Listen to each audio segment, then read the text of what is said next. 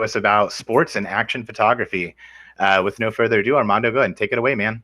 Thank you. Hello, everyone. My name is Armando Flores, and I'm a technical tech rep for Tamron, USA.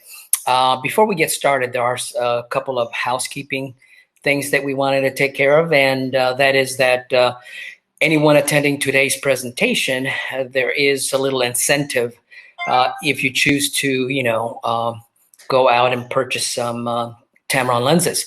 Most lenses have either a $25 to a $50 additional discount on top of whatever national discount there might be. So the purchase, however, must be made within 5 days of the presentation and only at Precision Camera. So, take advantage of that, and, hopefully, we'll entice you into purchasing some lenses. But anyway, what we're going to do today is we're going to talk about sports photography, and in general, just freezing action, any type of moving subject. If you want to capture it, there are some things that we'll talk about that will hopefully help you do that. So let me see if I can get this thing going. Oh, here it is. Let me move my talking head away so I can click onto the next one. Okay, so freezing action. Any subject that moves at any speed, in order for you to freeze it, you must be able to, set your camera properly. And it requires a certain shutter speed.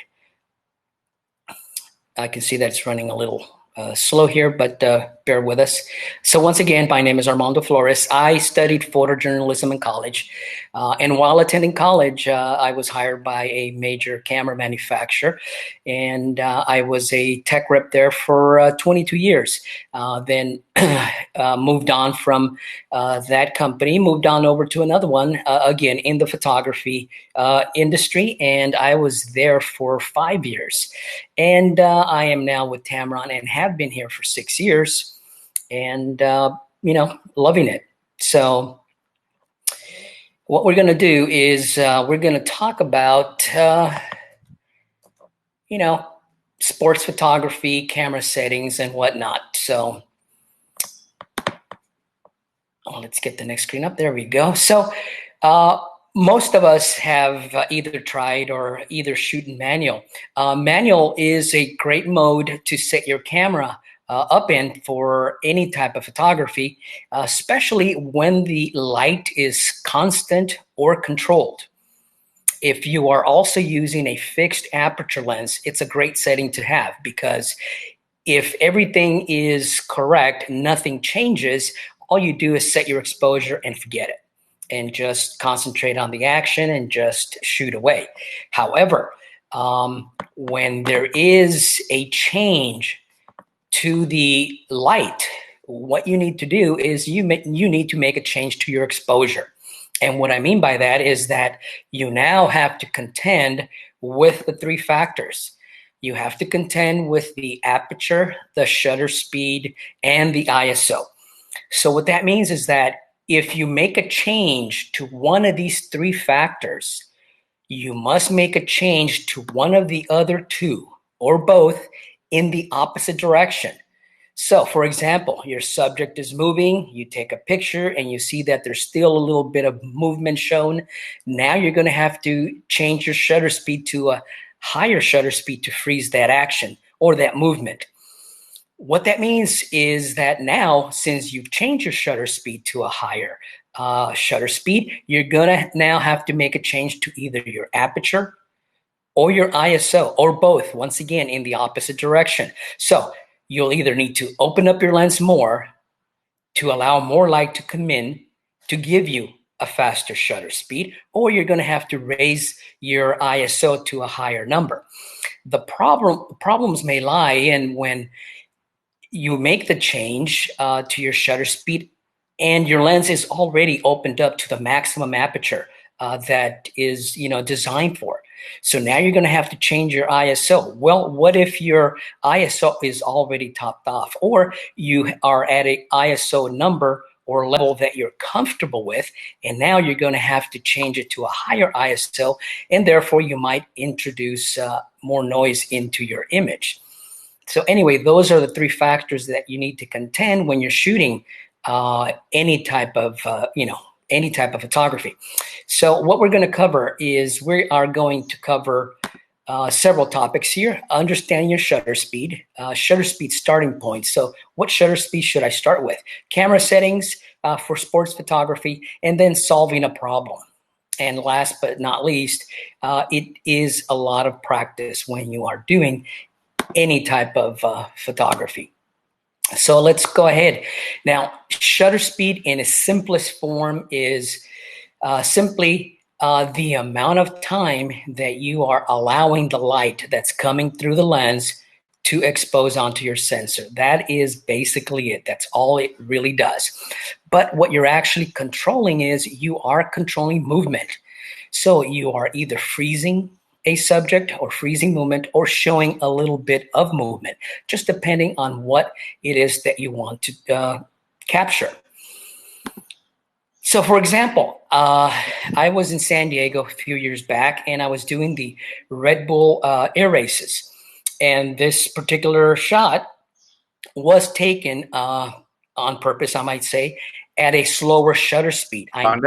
Yes. Can you hold up for just a second? It appears we're having some audio issues. Okay. I'm hearing you loud and clear on my side. So I'm not exactly sure what's going on, but let's see what we can get worked out here. Okay, I'm going to turn on my mic a little bit more, see if that helps.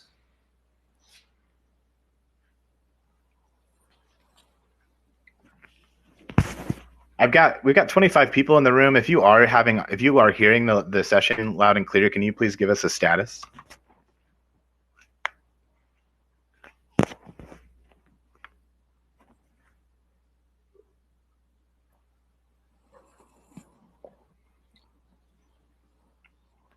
So it appears it's not coming from the session.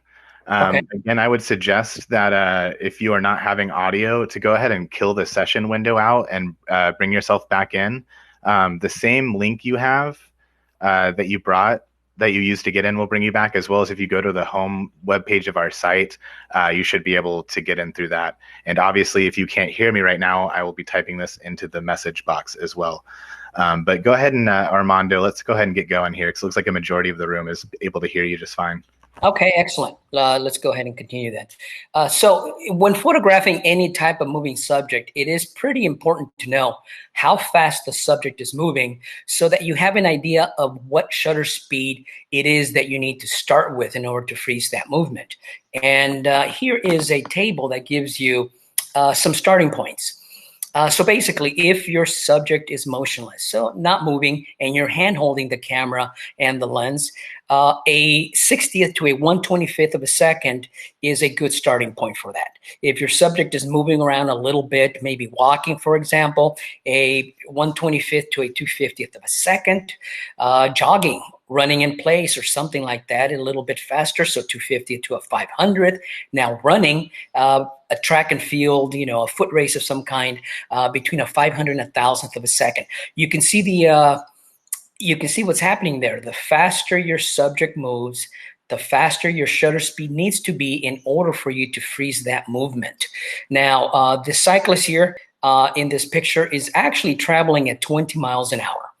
But at 1,000 a second, I was able to freeze it, so you have no idea that they were actually going that fast. Once again, these are starting points. The faster, the better. So the faster your subject moves, the higher your shutter speed should be in order for you to freeze that movement. There is an automatic sports mode on your camera. Sometimes it's in the scene mode. The mode that I prefer using, I would say 70% of the time when I'm shooting sports, it's actually shutter priority. If you are a Canon user, that is called TV or time value. But what shutter priority allows you to do, it allows you to select the shutter speed. So you select your desired shutter speed, and then the camera will set the aperture for you. You also have control over all of the other settings on your camera. What this allows you to do is it allows you a little more control. You set your shutter speed. Now you have a little more time to look at the action. Look through your viewfinder and simply press the button when you feel that it's the right or appropriate time. So once again, inside the scene mode in most cameras, there is a sports mode. This is a fully automated mode. You have zero control. And guess what? It doesn't even ask you what type of sports you're photographing. So therefore, it may not be selecting the right shutter speed for you. So I would say maybe not use this automated mode, because once again, you're going to have absolutely no control over your image. Shutter priority, however, allows you to go from a slow shutter speed to a faster shutter speed, or any direction that you want. So if you want to freeze your subject in midair, you press the button, you go ahead. But then if you want to show a little bit of movement or motion, you simply turn the dial to a slower shutter speed, and you're able to do so.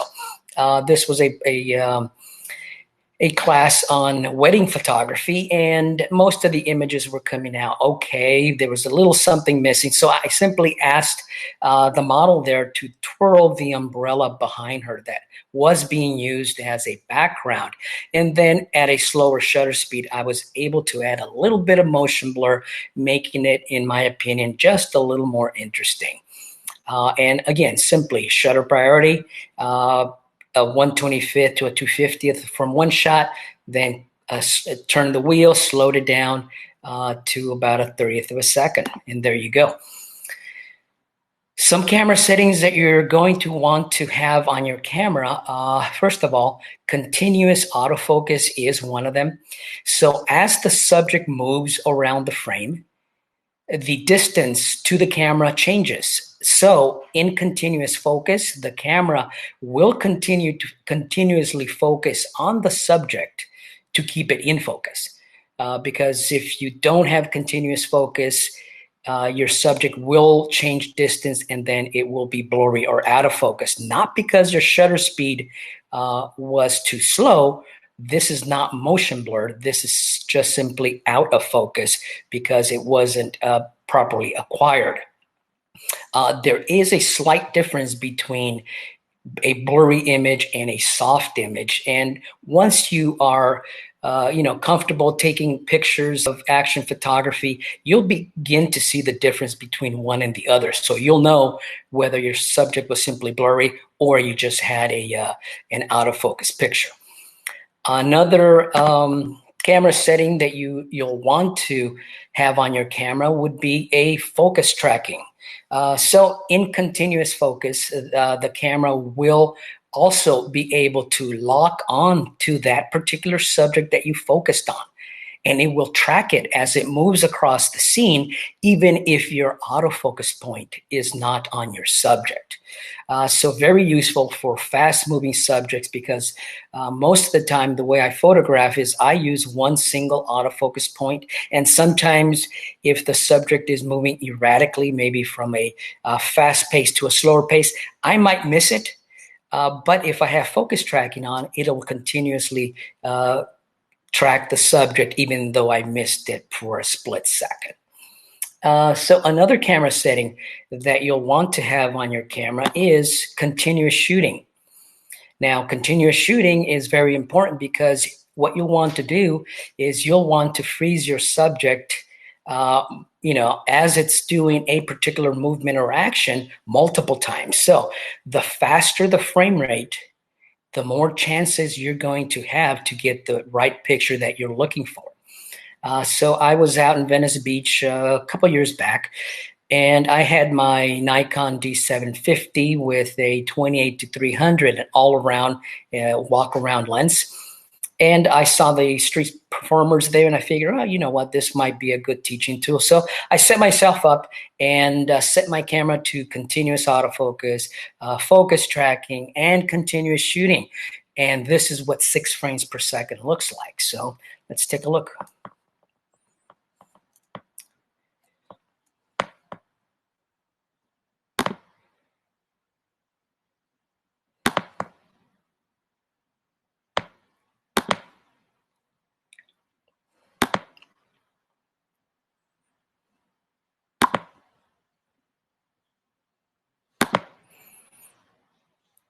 All right, and that was frame number 6. Now, I do have a sequence here where I show it really fast, but with this presentation, I have to click on each slide individually, and I think it loses its punch, but we'll go ahead and do it.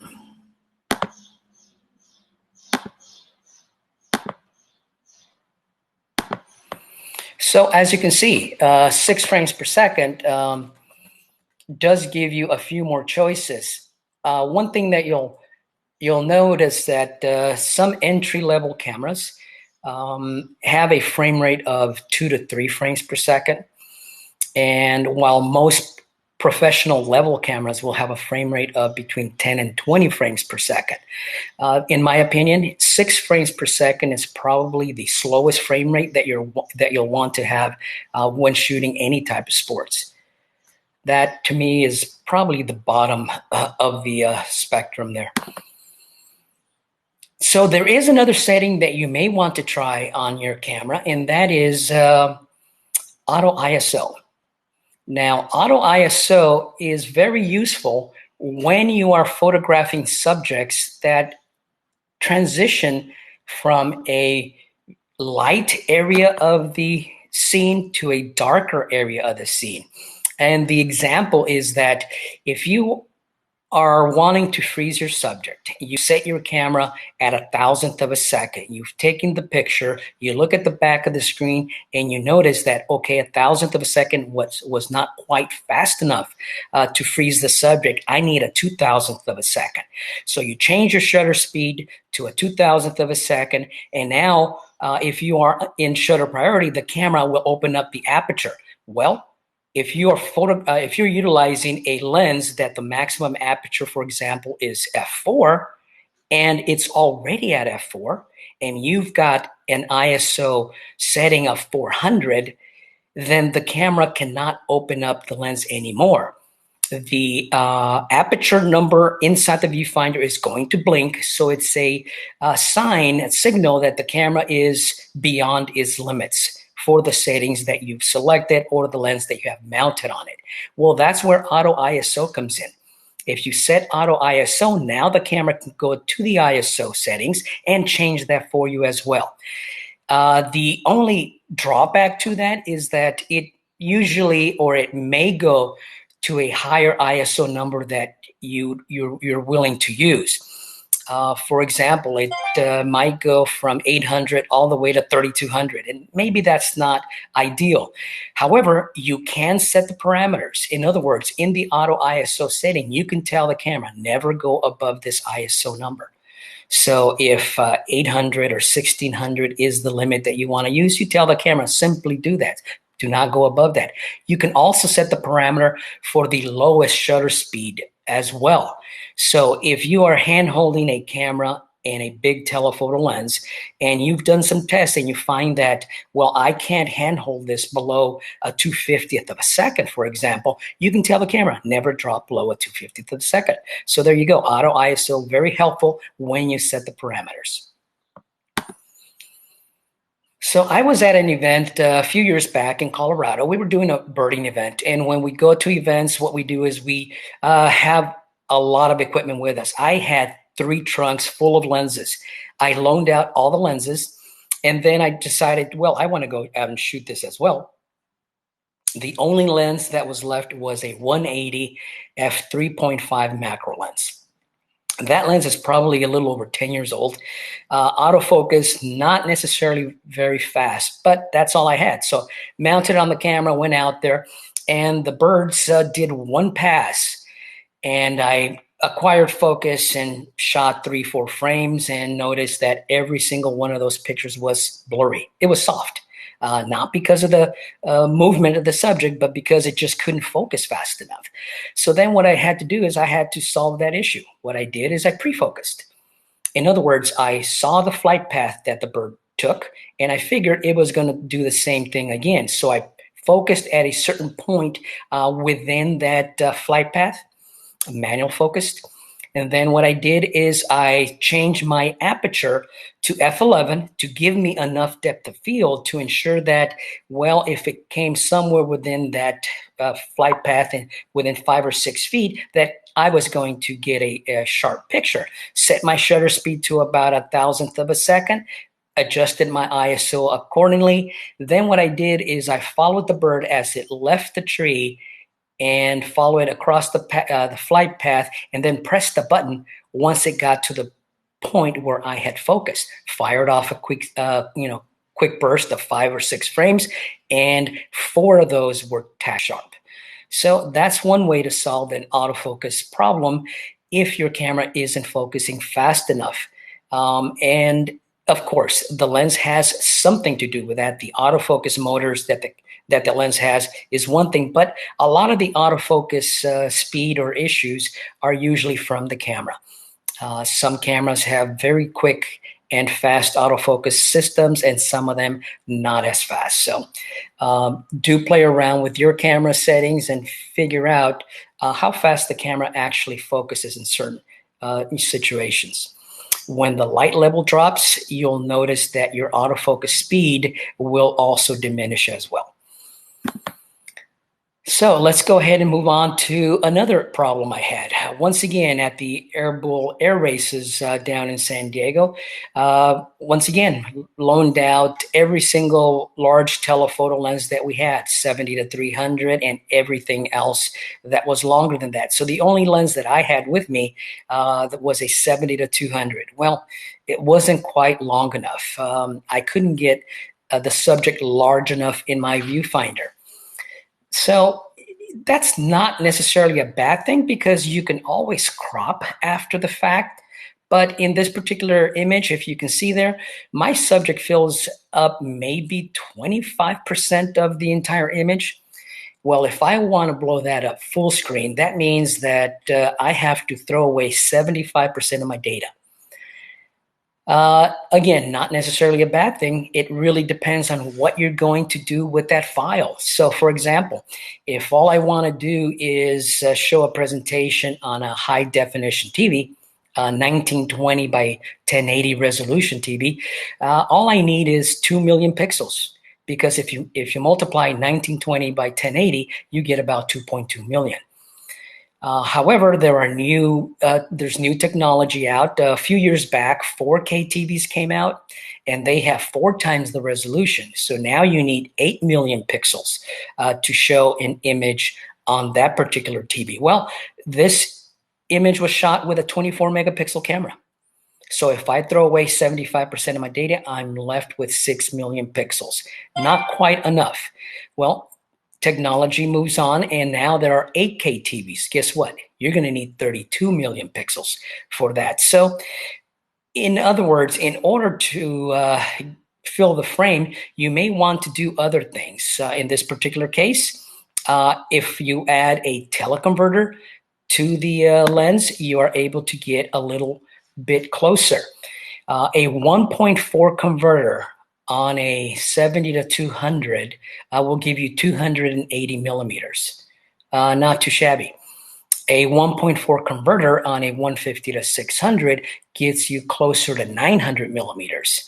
So these are very helpful when you are in situations where the lens is simply not long enough. Now, there are other ways to mitigate that. And usually when I go shooting a sporting event or I go shooting wildlife, what I'll do is I will also take a crop sensor camera with me. I have a D500. That camera is also 24 megapixels. So my 750 and my 500 are both the same resolution, both 24 megapixels. However, my D500 is a crop sensor camera, which simply means that the sensor inside the camera is smaller than a 35 millimeter piece of film. So it's not full frame. By being cropped, that means that you're viewing a cropped in section of that full frame. In this particular case, Nikon, Fuji, Sony, Pentax, Leica all use an APS-C size sensor with a crop factor of 1.5. So any lens you mount on those cameras, you multiply that focal length by 1.5. even if the lens is designed specifically for crop sensor. So for example, you mount an 18 to 400 lens on a crop sensor camera, you actually are at 400 millimeters, you're actually viewing the angle of view of a 600 millimeters. That's what the crop factor does for you. So my 70 to 200 2.8 on a crop sensor is now a 300. It's a 105 to 300 2.8. So I get 100 millimeters more out of it. I add a converter to that. Now I multiply 300 by 1.4. So I'm closer to 450 millimeters. So anyway, you can see where that is quite helpful as well. For those of you using Canon crop sensor cameras, they also use APS-C size sensors. However, the crop factor is 1.6. So you do the math there. Okay, so let's go ahead and move on. So sometimes you may not want to freeze your subject for whatever reason. You want to add a little more drama, make your picture maybe a little more interesting. It just simply depends on what you want to do. So right here, my subject is traveling at 10 miles an hour. As you can see, at a 500th of a second, I was able to freeze him in mid-stride. But by slowing down my shutter speed and following my subject, I am able to keep my subject fairly in focus while the background becomes blurry. That is called panning. And the way you achieve panning is simply by setting your camera A to continuous autofocus, continuous shooting, and focus tracking. What you then want to do is you want to position your body in the place where you want to actually press the button and actually take the pictures. You then acquire focus in advance. So in other words, I'm standing here, I turn my body this way, I keep my body in this direction. I turn rotate my waistline in this direction, acquire focus. Press the button once it gets close to the spot where I'm going to take pictures, and then untwist my body. It's a much more fluid motion than starting where the subject is and then twisting your body. Play with that when you have time and practice that motion. You'll find that it's a lot smoother, and you're going to have a lot more takeaway images.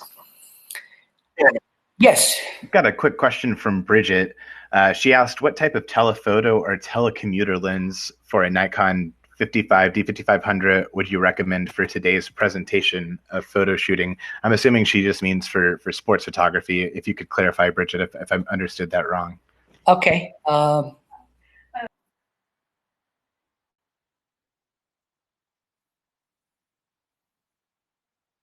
we talking about the teleconverters?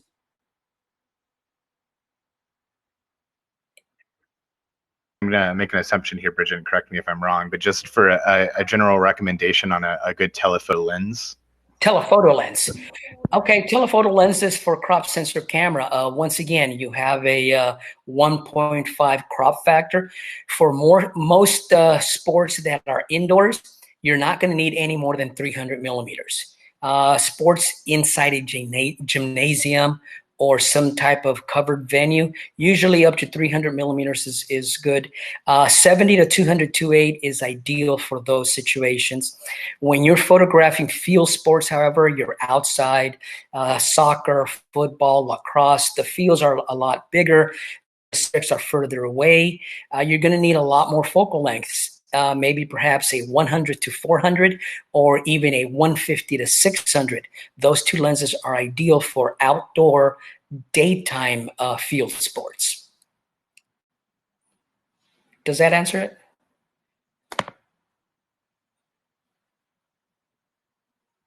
I hope so. Okay, I'm going to go ahead and move on. So I got my brand new 70 to 180 FE lens just on, let's see, last Friday. So I took it out of the box and I told my kids, hey, let's go out. I want to shoot some pictures. So they got in on, they put on their cycling gear. We went out taking pictures. And what I wanted to do is take some panning shots. So I did my setup just the way I mentioned, continuous autofocus, continuous shooting, focus tracking, and then played with it at certain shutter speeds. So if you want to do some panning, the recommendation is to start at 3 to 4 shutter speeds below the recommended starting point. So this particular shot was taken at a 60th of a second. They are traveling at approximately 15 miles an hour or so. They made multiple passes, and then took this shot here, and they were traveling at the same relative speed, but now my shutter speed was at a 30th of a second.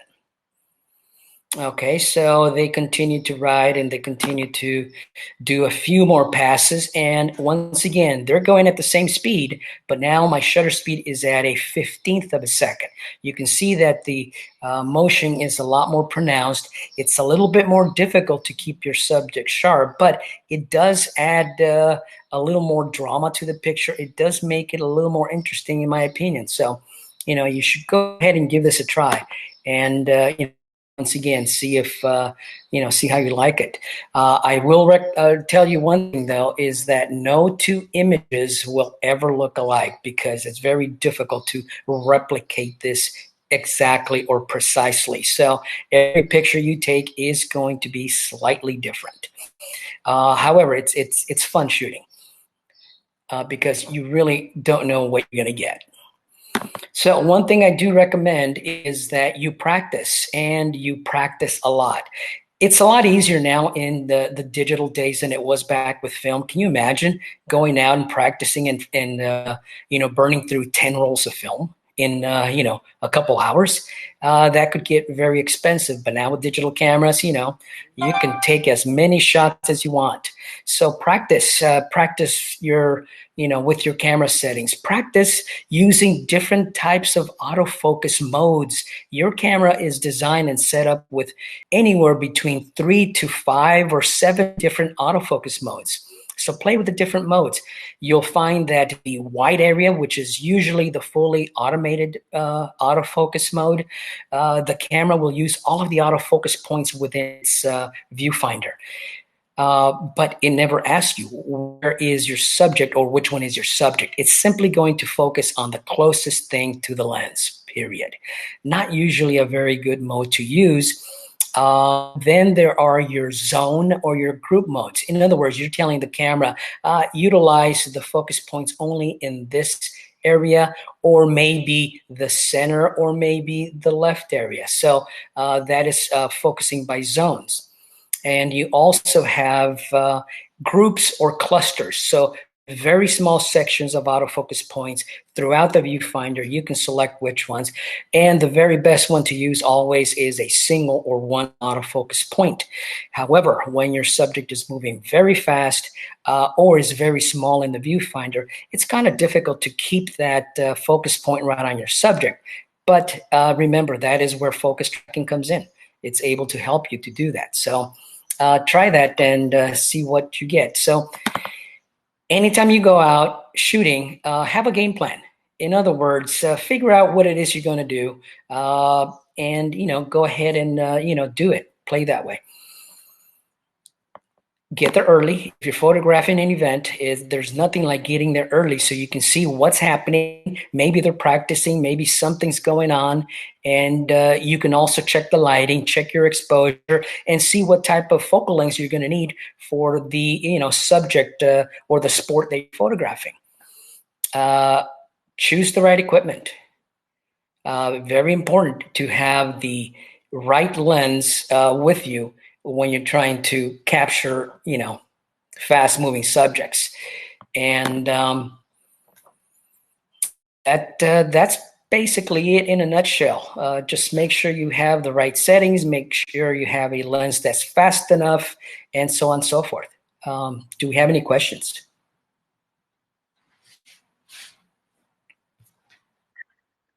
now. And also, if you feel like you have a kind of a complex question, to the right of the message box, there's a hand. If you click that hand, you'll be able to raise your hand.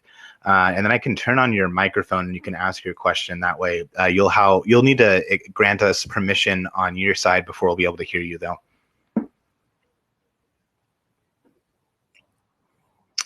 Looks like Marianne was asking if it'd be possible to get copies of the slides with settings. Armando? Did you record the presentation? I did. Okay. Well, I put on the lens that I utilized as far as the shutter speed and all the metadata. I don't have that. And the reason is settings are really not that important. And what I mean by that is whatever setting I use to capture this particular shot may be totally different for your situation because, it depends on the time of day. What is it, overcast? The settings are going to be totally different. The important thing is the shutter speed. What shutter speed you use to freeze this action. As you can see right here, this last image, you can see that their shoes are a little bit blurry. That's because my shutter speed was around a 2/50th to a 3/20th of a second. I did not want to freeze their feet. I wanted to show just a little bit of movement. So once again, that's just simply playing with your shutter speeds. And if you see the table that I showed earlier on the shutter speed starting points, and I'll bring that up right now. You can take a screenshot of this. You can take a picture of this, whatever you like. This is where you want to start. And we'll also have a recording of this presentation that'll be on our YouTube channel. We have a playlist for live webinars, and the recording of this will be there for you to reference at any point. And it looks like we've got someone asking for to leave this slide up for a minute, and then another slide that you had that had a shutter speeds correlating with like stick people, an illustration for that. Yeah, absolutely. And then while we're kind of looking at those things, Jim was wanting to know, I believe he's asking if you are shooting full frame in an internal crop mode, or sorry, with APS-C mode, or doing a crop and post process. Jim, if there's a specific image that you're referring to, go ahead and clarify that in the comments. But I think maybe just in general, he's asking, do you shoot full frame? Do you shoot in a crop sensor mode in camera, or do you crop in post, or some kind of combination of all three? Okay, yeah, I can answer that. So most of these shots were taken with a full frame camera. And what I try to do is I try to fill the frame as much as possible, still giving me a little wiggle room so that I can crop later. But some of these images have very little cropping. Back in the film days, I started shooting sports back in the, mid 80s, and I shot professional sports for 17 years. And anytime you shoot, and back then you're shooting professionally, you want to fill your frame. So that's just simply the way I shoot, because that's the way you were supposed to shoot back then. Some of these pictures were captured with a crop sensor camera. This particular one that you see here, that was shot with a 7100 Nikon D7100 crop sensor camera with a crop sensor lens. Once again, I filled the frame as much as I possibly could.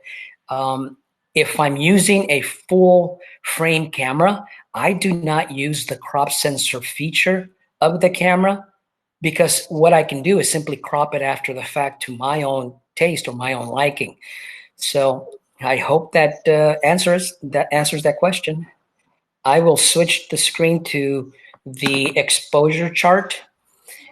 Now you can see the correlation on this chart from with aperture and shutter speed. You can see when you are changing your shutter speed to a fast shutter speed, you look at your aperture and it's a large aperture. So that's a correlation. The faster the shutter speed, the larger the aperture. The ISO goes in the opposite direction. So the faster the shutter speed, the higher your ISO. Gotcha. Mm-hmm. And I've got a quick question from Arthur here that I can answer.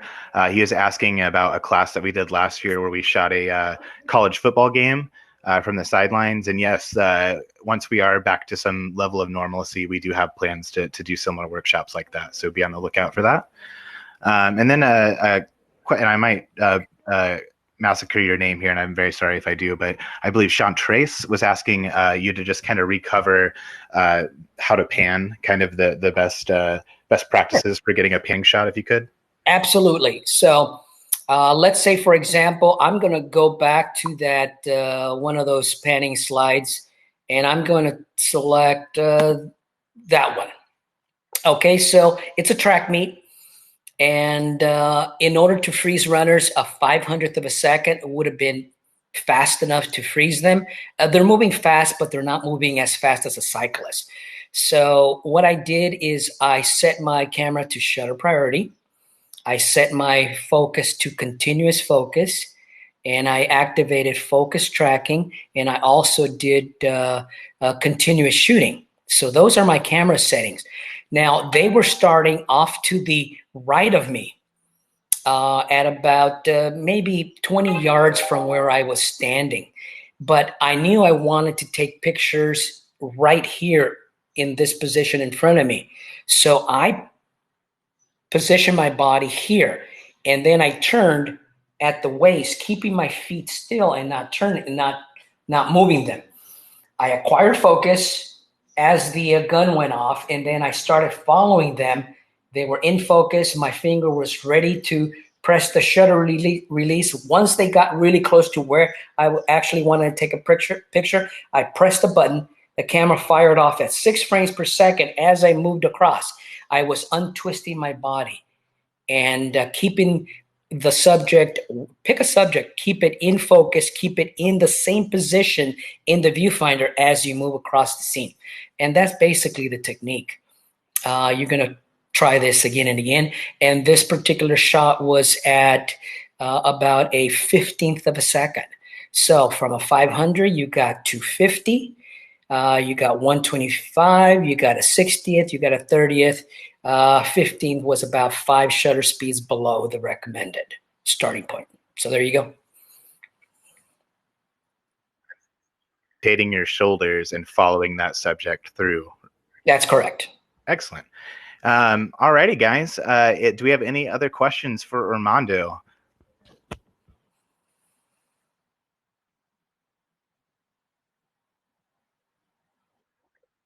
Presentation, sir. I appreciate you very much. Can you go ahead and cover the special rebates one more time while we got you? Absolutely. So anyone attending this presentation, there are national rebates that you can take advantage. Everyone can take advantage of those. But for attending this presentation, there are additional incentives, and they are anywhere between $25 and $50 on selected lenses, but it does cover most lenses. So, and you do have to make your purchase within 5 days of the presentation and at Precision Camera in order to take advantage of those additional discounts.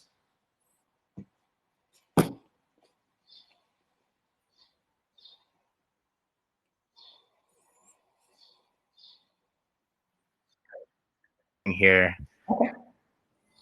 And like I said, that might be a good question here for Sarah in the chat window. Just wanting to know, looks like Sarah's responding, if the 70 to 180 would fall into that. Unfortunately, not.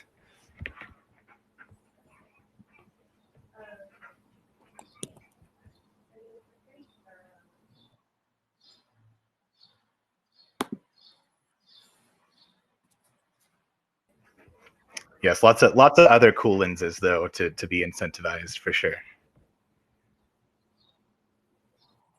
And I will make the changes to that typo right now. Sorry about that. Cool. And like I said, shoot us an email here at classes@precision-camera.com, and we'll have a sales staffer get in contact with you regarding any lenses that you're interested in. Awesome. All righty. Thank you guys so very, very much. Armando, thank you very much. Enjoy the weather there on the West Coast. And we'll see you guys next week on Tuesday for a presentation on shooting the night sky. It'll be again at this time, starting at 2 o'clock. Thanks, guys. You have a good afternoon. Thank you. Thanks, everyone.